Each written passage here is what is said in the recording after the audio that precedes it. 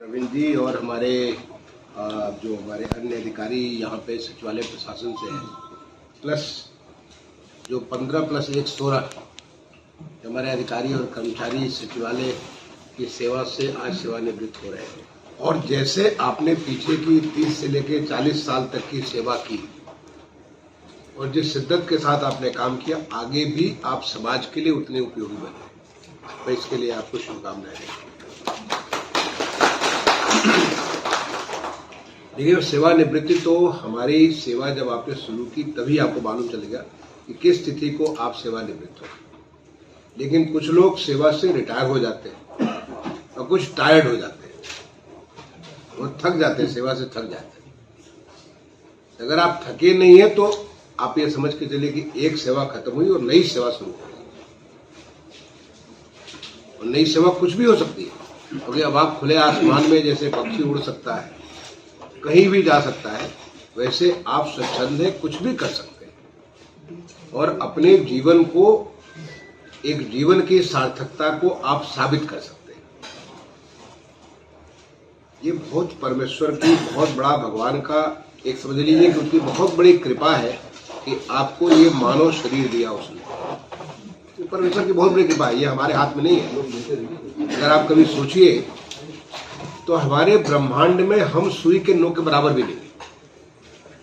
मतलब ये पूरा ब्रह्मांड कितना बड़ा है, कितनी सारी चीजें हम तो केवल जानते हैं कि उन 7 प्लैनेट्स, हम उन प्लैनेट्स को जानते हैं, जो हमारे जो ग्रह हैं उनको जानते हैं, उन ग्रहों को, उनका संचालन करता है एक सूर्य को, उसको जानते हैं, उसके बियॉन्ड कुछ एक तारा को जानते हैं। लेकिन ये अनंत है, वो इसका कोई रूप नहीं। तो कौन चला रहा है मालूम नहीं। अगर आप अपने अंदर देखिए, घूम करके जरा आप अंदर सोचिए, हम सब यहाँ पे बैठे हुए, कोई आपका कोई कुछ खा रहे हैं, कोई कुछ बात कर रहे हैं, कुछ सोच रहे हैं, कुछ देख रहे हैं कि क्या हो रहा है, लेकिन ये सब चीजें अंदर की क्रियाएं कर रही हैं। आपके अंदर इतने सारे अवयव हैं कि आपका जो हृदय कुछ अपना काम कर रहा है, आपका जो लंग्स जो है, फेफड़ा कुछ और काम कर रहा है, आपके लीवर जो है वो कुछ और काम कर रहा है, आपकी जो पाचन तंत्र कुछ और काम, अंदर कितनी सारी गतिविधियां हो रही है। जैसे ऊपर ब्रह्मांड में इतनी सारी गतिविधियां हो रही हैं, वैसे हमारे अंदर भी अगर हम अंतर्मुखी होकर देखें, हमारे अंदर का भी एक ब्रह्मांड है। उस अंदर का ब्रह्मांड जैसे काम करो, वहां जहां कहीं भी कुछ थोड़ी गड़बड़ी हुई, जैसे कि अगर वो ब्रह्मांड में ऊपर कुछ गड़बड़ी होती तो उल्कापात हो जाता है। कहीं थोड़ी मोड़ी, अगर थोड़ी सी हल्की सी गड़बड़ी, यहाँ पे कुछ गड़बड़ी, अंदर गड़बड़ी, तो वहां पे बहुत कुछ हो जाता है। हम चला पा रहे हैं, न ऊपर को चला पा रहे हैं, नीचे को चला पा रहे हैं। हम बड़े सीमित हैं, बहुत छोटे हैं, लेकिन फिर भी बड़े भाग्यशाली हैं कि हमको ये मानव काया मिली। और मानव काया मिलती हमको भगवान की भक्ति के लिए, भगवान के उसको जो समर्पित होकर के उस जिस प्रयोजन से मैं भेजा उस कार्य को करने के। हो सकता है उन्होंने आपको इसी प्रयोजन से भेजा था कि आप सचिवालय में आकर के यह फला काम करेंगे, और उसके हिसाब से ही आपको ऐसे पाला बढ़ाया और सब किया, और आपने पूरा किया। कुछ लोगों ने खुशी खुशी किया, कुछ लोग दुखी होकर के भी काम किए होंगे। लेकिन मैं कहूंगा कि आप जो भी, अगर आपकी अच्छी बात है, खुश रहिए। अगर कुछ आपको कमियां रह गई, कुछ आपको तकलीफें हुई, उन सारे रिग्रेट्स को यहीं छोड़ दीजिए और फिर से, जैसे होता है कि वासान से जरणानी न है, जैसे होता है ना कि हमारी शरीर को जो है भगवान, वो जो आत्मा को हमेशा उसकी आत्मा का वो कपड़े बदलती रहती है, वैसे आप अपनी अब एक नए कपड़े पे आइए कि ये आपकी सरकार की, सचिवालय की सेवा थी, अब आपकी समाज की सेवा चालू है। और नए समाज की सेवा में आप बहुत कुछ कर सकते हैं। तब आपको कोई ये नहीं सोचा कि आप चतुर्थ श्रेणी है कि तृतीय श्रेणी है कि द्वितीय श्रेणी है, पहले श्रेणी की, आपको कोई इस प्रकार नहीं कर सकता, क्योंकि आप कुछ भी कर सकते हैं। अभी मैं दिल्ली गया हुआ था, कभी थोड़े 2-3 महीने 4 महीने पहले दिल्ली गया था, और मैं ऐसे हमारे घर के पास में पार्क के वहां टहल रहा था। वहां एक सज्जन आए और आकर के उन्होंने मुझे प्रणाम किया। मैंने कहा, भाई तुम कैसे हो यहाँ पे? वो मेरा सेवक हुआ करता था जब मैं चीफ विजिलेंस ऑफिसर हुआ करता था, मुख्य सतर्कता अधिकारी हुआ करता था एयरपोर्ट अथॉरिटी ऑफ इंडिया, जो पूरे देश भर की सारी एयरपोर्ट को देखती है, उसका मैं मुख्य सतर्कता अधिकारी हुआ करता था। वो मेरा अनुसेवक था। तो उसने आकर के मुझे प्रणाम किया कि उस पार्क में मैं घूम रहा था, तो उससे मैं पूछा कि भाई तुम यहाँ क्या कर रहे हो, कैसे हो? बोला साहब मैं लोगों को योग सिखा रहा हूँ, ये देखिए यहाँ पे योग जो है, योग का मैं क्लास ले रहा हूँ।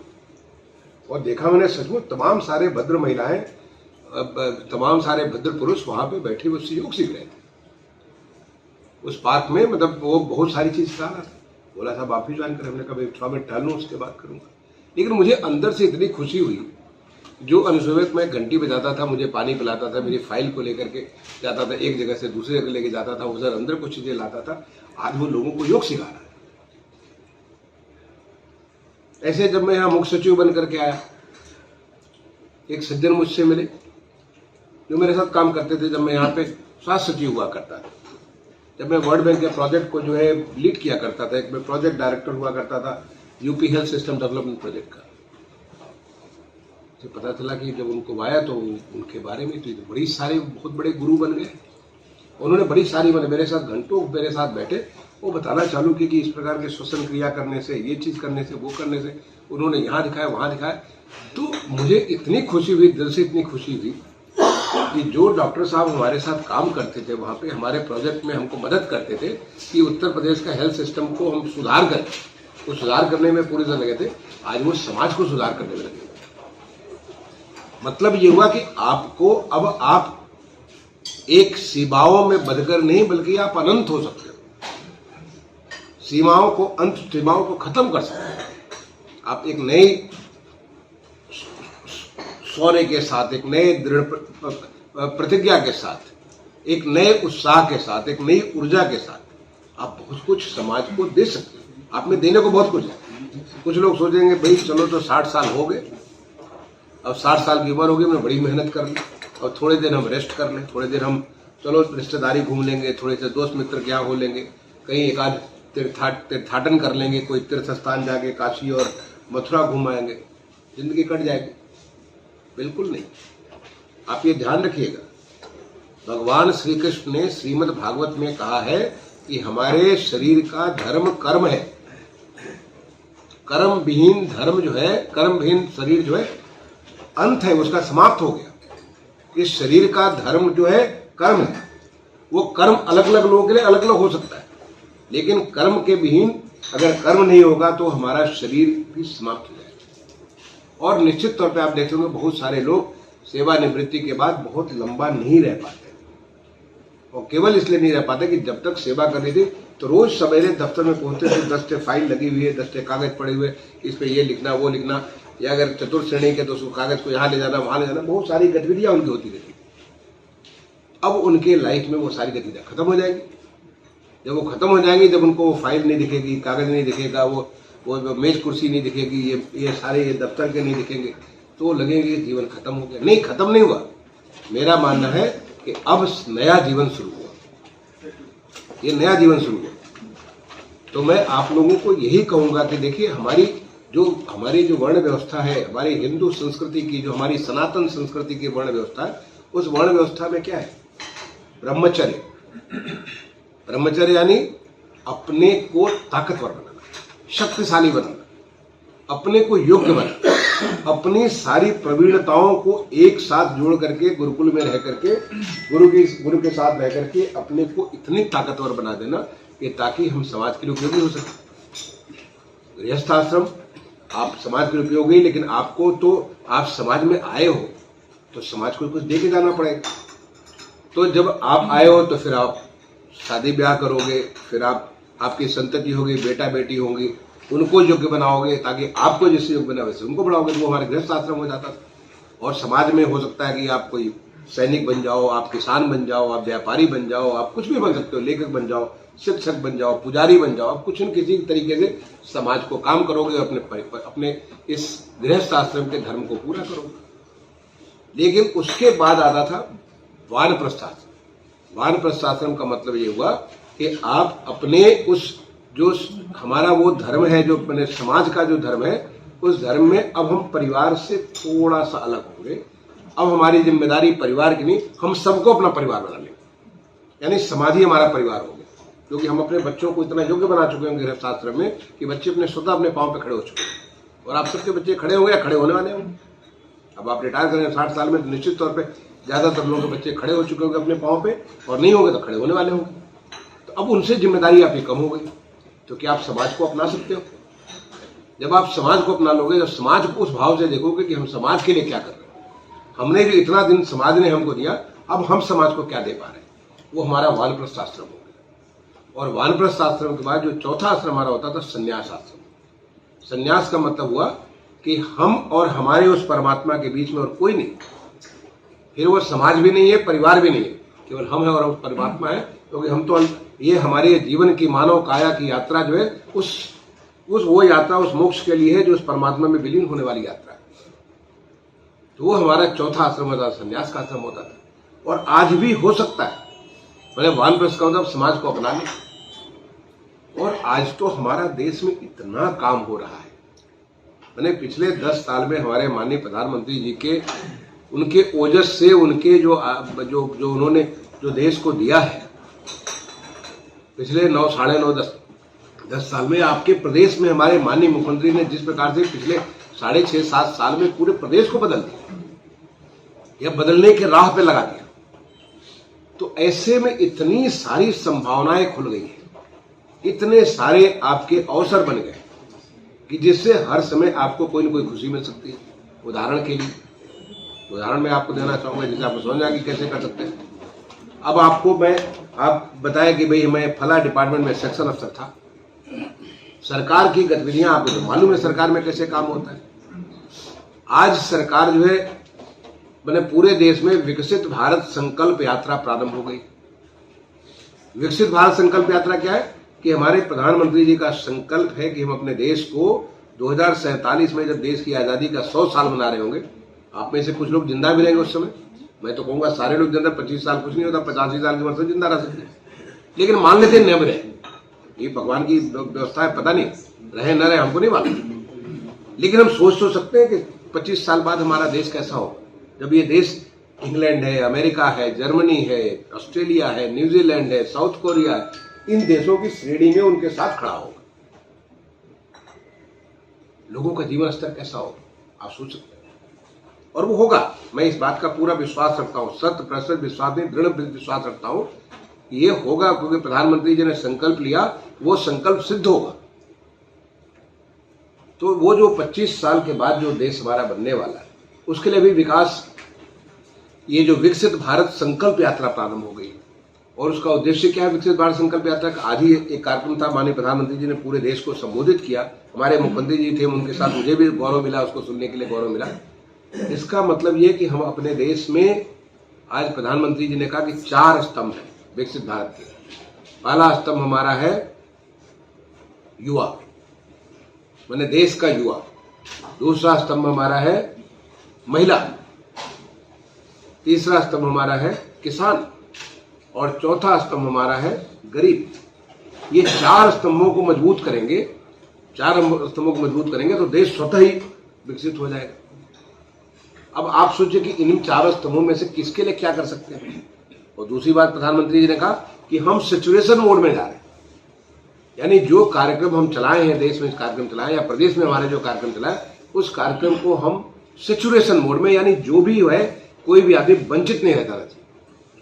अगर गरीब को कोई लाभ मिलना है तो वो लाभ उसको मिल जाना चाहिए। अब ये लाभ पहुंचाने के लिए आप उसमें बड़े मददगार हो सकते हैं कि लोगों को आइडेंटिफाई करना, लोगों को जो है उनको उनका फॉर्म भरवा देना, चाहे उनको ऑनलाइन जाकर के कर देना, ये सब चीजें आपको अच्छे से मालूम। तो आप अपने इलाके में, जिस इलाके में रहते हैं, उस इलाके में क्या सोच सकते हैं कि क्या हम ऐसा कर सकते हैं। अभी तक तो आप एक विभाग में थे कि परिवहन विभाग में, तो परिवहन विभाग का ही काम देखते, पर्यटन में तो पर्यटन का काम देखते।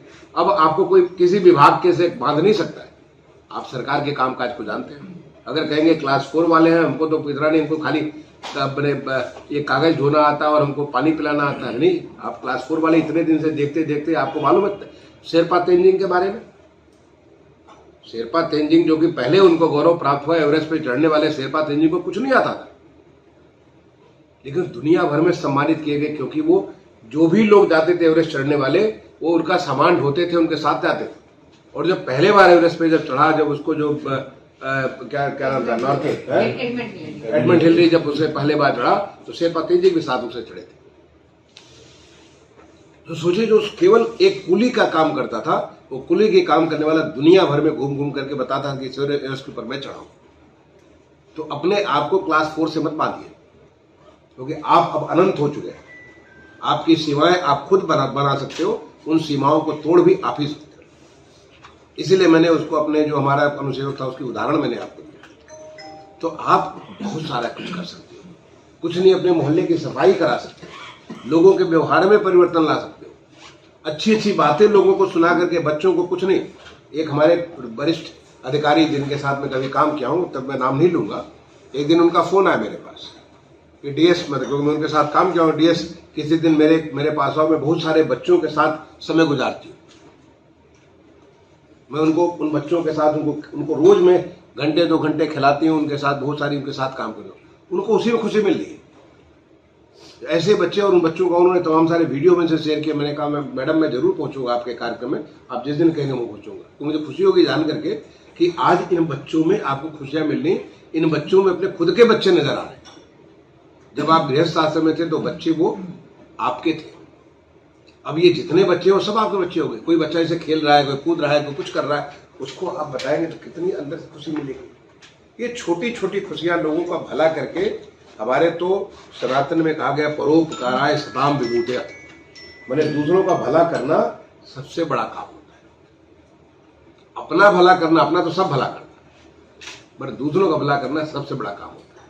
तो अगर आप इस समय जब सेवानिवृत्त हो रहे हैं तो मैं आपसे इतना ही अनुरोध करूंगा कि आप अपने आप को सेवानिवृत्त हो रहे हैं, वो तो बाध्यता है क्योंकि सरकार का नियम है, आपको होना ही होना है, लेकिन आप जीवन से सेवानिवृत्त नहीं हो रहे।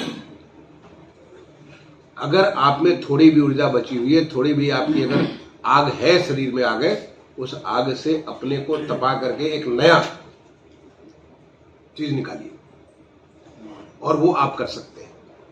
और वो अगर आप करेंगे तो निश्चित मान के चलिए कि हमारे यहां कहा गया शतायु का आशीर्वाद दिया जाता है, तो शतायु हो सकते हैं।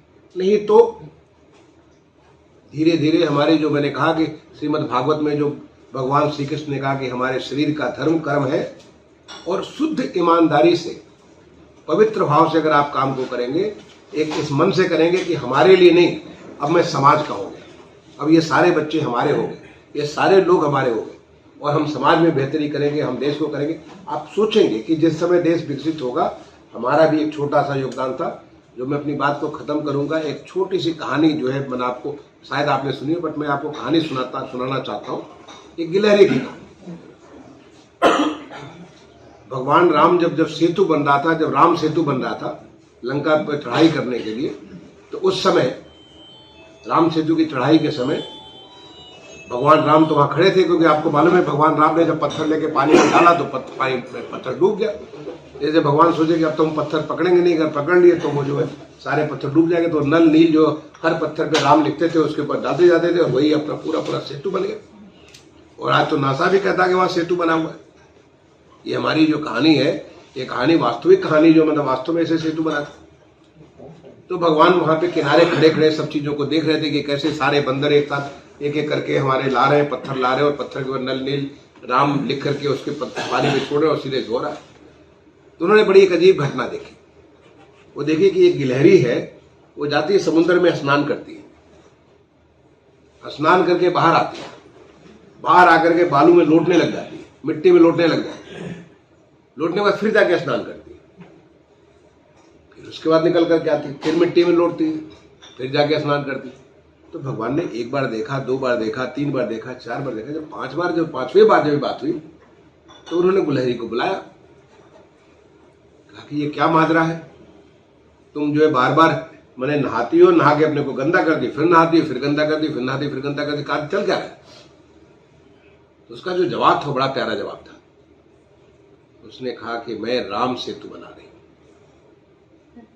जब राम सेतु बनकर के तैयार होगा तो चाहे दुनिया जाने या न जाने, लेकिन मैं जानती होंगी कि मेरी भी मिट्टी उस राम सेतु में लगी थी जिसके नाते ये राम सेतु बना था। अब सोचिए गिलहरी की भावना, वो गिलहरी वो बड़े पत्थर लेकर के राम का नाम लिख करके वहां पे नहीं डाल सकती थी, लेकिन अगर थोड़ी सी मिट्टी डाल के मिट्टी से भी वो राम सेतु बनेगा। तो ऐसे हम सब, इसीलिए मैंने कहा कि इतने बड़े अनंत आपका बाहर इतना बड़ा ब्रह्मांड और आपके भीतर भी इतना बड़ा ब्रह्मांड है, और हम एक छोटे से सुई के नोक के बराबर भी नहीं है। उससे आपको सोच करके आप एक बार दोबारा सोचिए कि क्या हम एक नई जिंदगी जी सकते हैं। और आप अगर सोचेंगे तो नई जिंदगी जीने में बहुत आनंद आएगा, आनंद ही आनंद आएगा, उसमें कोई कमी नहीं होगी। और फिर पीछे की जो भी कमी रह गई होगी, जो भी ग्रजेस रह गए होंगे, वो सारे स्वतः भरपाई हो जाएंगे। मैं सचिवालय प्रशासन विभाग को इस बात के लिए धन्यवाद देता हूँ। इनसे मैंने अपेक्षा की सचिवालय प्रशासन विभाग से, और मैं समझता हूँ कि 8-10 महीने तो हो गए होंगे ये लगातार आप सबको ये करते हुए, कि मेरी इच्छा थी कि जो हम लोगों को जाने के पहले ऐसे ही छोड़ के चले जाते लोग। मेरी इच्छा थी कि आपको हम सारी की सारी चीजें देके जाए, आपको यहाँ से काम लो, आप लोगों के हित में आप काम करना प्रारंभ करें, और लगभग वहां तक हम पहुंच चुके हैं। तो उसके लिए मैं आपको बधाई भी देता हूँ, धन्यवाद देता हूँ। कोई कमी है उन कमी को पूरा करेंगे। आपसे मैंने अपेक्षा की कि आपके पास ऐसा कुछ हो जिससे आप घरों के साथ अपने घर में आप दिखा सकें भाई मैं उत्तर प्रदेश शासन का एक अंग रहा, कि आप इसको अच्छे से अपने घर पे इसको प्रदर्शित भी कर सकते हैं। आप में कुछ लोग मेरे साथ काम भी किए हैं, मैं पहचान भी रहा हूँ। कुछ हमारे गृह विभाग में मेरे साथ काम किए, मेरे साथ खेल विभाग में काम किए। लेकिन जहां भी काम किए आपने प्रदेश के लिए जनहित में काम किया हुआ, और उस काम को, उस जनहित को अब एक बार दूसरा एक नए उत्साह के साथ नए तरीके से बढ़िए। आप फिर सच्चिदानंद होकर के, सत्यचित आनंद होकर के लंबी आयु प्राप्त करें, आप शतायु बने। आप सबको मेरी बहुत बहुत शुभकामनाएं। धन्यवाद।